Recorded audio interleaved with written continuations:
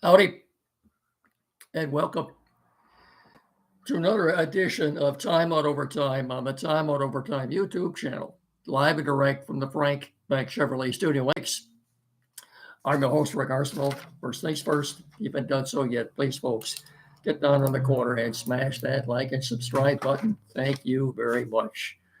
We're edging closer and closer to 100 subscribers. It's free. A lot of people think you're making a commitment when you subscribe to something like this, like a show like this. But you're not. It's absolutely free, I can assure you. And not only that, you'll get notified anytime I'm starting a show live. Okay, won't cost you 1 red cent. So please tell your friends. Thank you. Before we get into football, there's some late breaking news regarding the Lions. I think we'll save that till the end. We'll get to baseball first. As you can see in the headlines, and yesterday was another great example of the Tigers starters being grossly or consistently, if you will, inconsistent. My gosh, Jack Flaherty, you don't know what you're going to get from one start to the next, do you? He's like that little girl with pigtails. When he's good, he's good. When he's bad, he's bad. I don't get it. I'm done trying to figure this guy out. Really, I really am. And I think you could pretty much say that about every Tiger starter. Really, I mean, look, as we speak now, they've got their 78, 54. They've got a 10.5 game lead over Kansas City, 12.5 over Cleveland. And that game yesterday, I really don't understand. I put that one on AJ Hinch. Flaherty was so good against Houston, 7 strong innings. He comes out his next game and relinquishes 6 runs to the worst offense in baseball in the 3rd inning. Now, that wasn't bad enough. The Tigers came back from that 5-run deficit to take the lead 7-6 after 5 innings? I'm thinking, okay, school. I mean, Flaherty's done for the day, so we'll see who comes out of the bullpen. Nope. They rolled him right back out there for the 6th inning, and they gave up another 4 runs. And that was the game right there.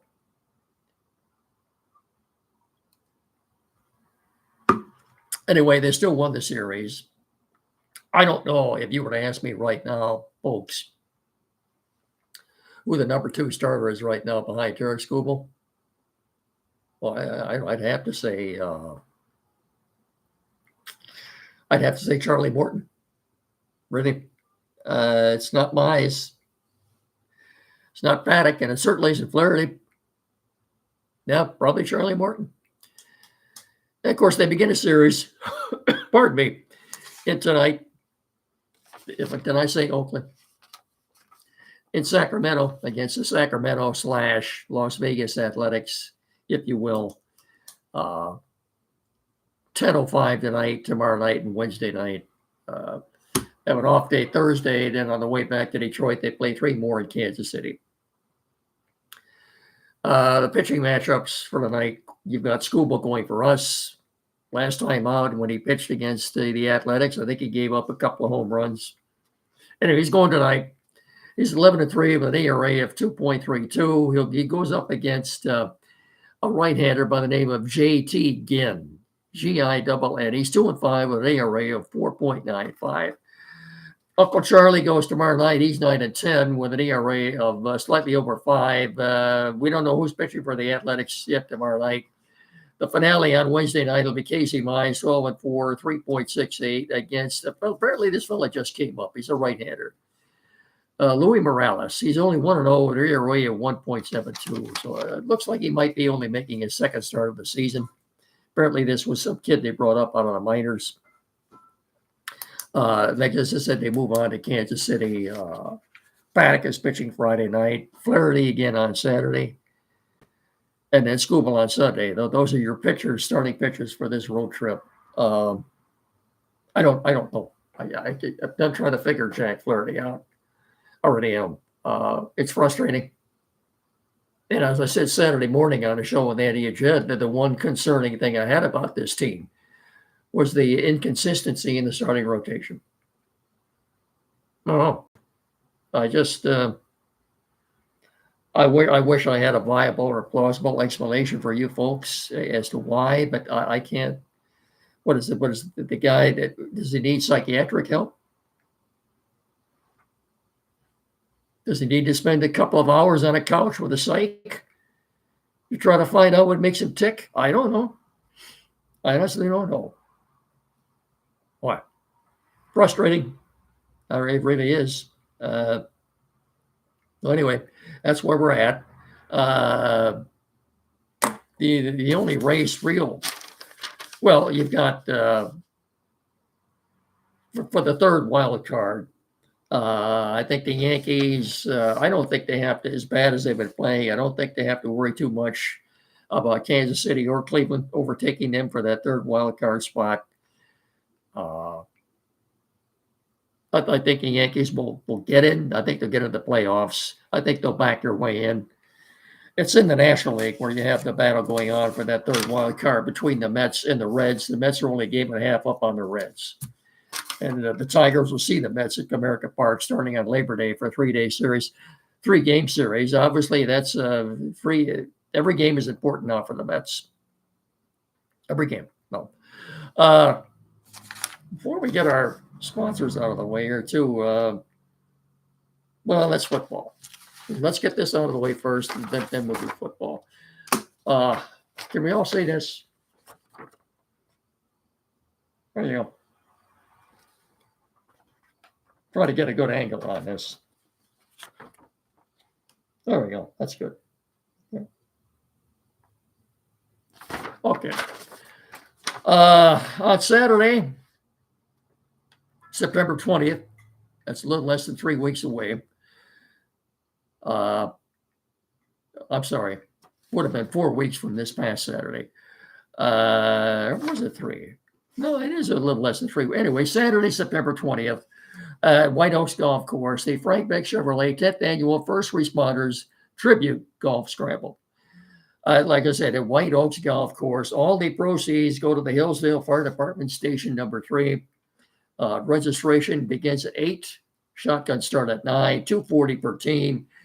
And to get all the details, you can see or call Frank Beck Chevrolet at 517-849-2886, or better yet, get in there and see them. They'll give you all the details. A lot of fun for a great cause. Saturday, September the 20th, Frank Beck Chevrolet 10th Annual First Responders Tribute Golf Scramble. White Oaks Golf Course. As I said, all the proceeds go to Hillsdale Fire Department Station 3. Registration at 8, shotgun start at 9. You can get in all the details. Call the dealership or get in there, and I can promise you a very fun-filled day. And as I said, it's for a good cause. So I'll keep reminding you of this the closer we get to it. Okay? All right. And, of course, Chevy Drive, Southern Michigan. Chevy together, let's drive. And Frank Beck Chevrolet is indeed the number one selling Chevrolet dealer in our tri-state area. Pardon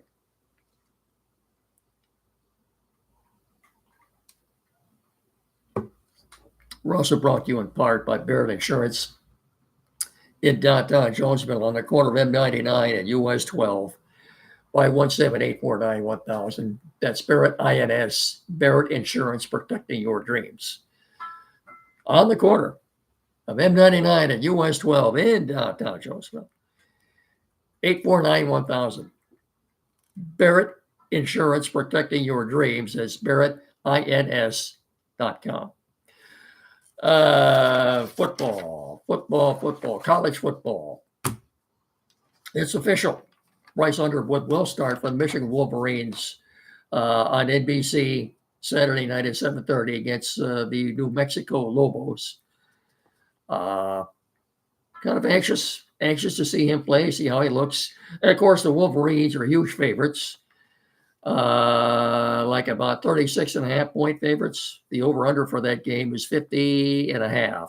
50.5. Michigan favored by more than 5 touchdowns in that game. The Spartans, Michigan State Spartans get underway this Friday night, the night before that. I think that's on the Big Ten Network. Spartans are 19.5 point favorites in that game. The over-under for that is 49.5. And of course, the big game, the featured game of the weekend is on Fox on Saturday at noon. Texas at Ohio State. The Buckeyes are 1.5 favorite in that game. The over-under for that is 47.5. Good to have college football back, isn't it? When that wind blows, when the wind blows, there is college football in that wind. Refreshing, cold breeze, dry wind blowing. That says college football. Anyway, it's back. It's good to have it back. Of course, don't forget, too, high school football gets underway here Thursday night. Andy and Chad are doing a game, and I forget Pittsburgh. They're doing the Pittsburgh game Thursday night. So give that a listen on WCSR here locally. Lion news. As soon as we do this for Quality PC in downtown Hillsdale, at the corner, not at the corner, a couple about 100 yards west of the corner of Waldron and Howe. This is 37 Waldron Street, across street from Fat Jack's Automotive. Quality PC, the only place around to go for technical service. Anything. Tim Lindley and his staff, folks, are more than capable of resolving any technical issues you have. I can promise you that.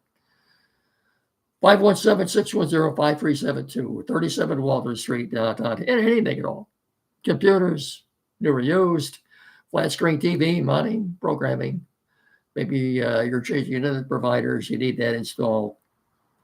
Printers, new or used, anything at all. Get in there and see them. It's the only place in our area to go for tech services. Quality PC, downtown Hillsdale, 37 Waldron Street, 517-610-5372. Or when you get in there and see them, tell them me and Mickey sent you, will you? Thank you very much. Late news just came in. We'll get to that in just a second. The Lions have announced that the home opener on the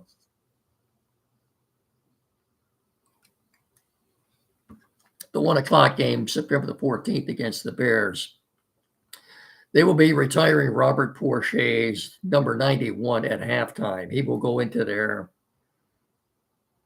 Ring of Honor. I don't know if they call it that or not. It's the Wall of Honor. I'm sorry. He'll be on the Wall of Honor. His number 91 number is being retired. All-time leading sack leader for the Lions with 95.5. The guy was just a tremendous, unblockable. And obviously, it's good to see that the Lions are honoring, retiring his number 91. By the way, this in the same year that the Red Wings are retiring Sergei Fedorov's number. He was also number 91. Coincidental? Perhaps. Anyway, well overdue for both these guys, Porche and Fedorov. And that's good to see. A couple of 91s being retired this year. No. Big day for Robert Porche on Sunday, September the 14th. And that game is on CBS. Or is it? No, it's a Fox game. What are the chances of Fox carrying those halftime ceremonies? Slim to none, probably. No. If it involved the Cowboys, they'd be covering that. But maybe we can get it up on YouTube or something. But congratulations to both these guys, Porche and Fedorov. Well overdue. Well overdue. Late word has come in. By the way, in his morning press conference with the press this morning, Dan Campbell said that this is the most talented roster he's ever had. Not so sure I agree with him on that one, but time will tell, I guess. A couple of things he said after the game, too, on Saturday. Isaac Tesla, third-round pick out of Arkansas by way of Hillsdale College. We'll see. We'll get a lot of early playing time. He did specifically state that. Just how much, we'll find out on September the 7th. Linebacker, the Lions late news. I would have thought we would have heard more about cuts by now. They've got 23 hours to figure out who they're cutting. We do know this. Reserve linebacker Anthony Pittman has been cut, as well as Hendon Hooker. And that shouldn't surprise anybody. Again, now we can kind of see the writing on the wall. After the game Saturday, Campbell suggested perhaps he would benefit from a change of scenery. Perhaps. Maybe he would. I don't know. Remember this, though. The other 31 teams have 24 hours now to put in a waiver claim on Hendon Hooker. If he's not claimed, it is possible he could end up back here on the practice squad. That's a possibility. But for now, the Lions have cut Hendon Hooker. That just came in here about a half an hour ago.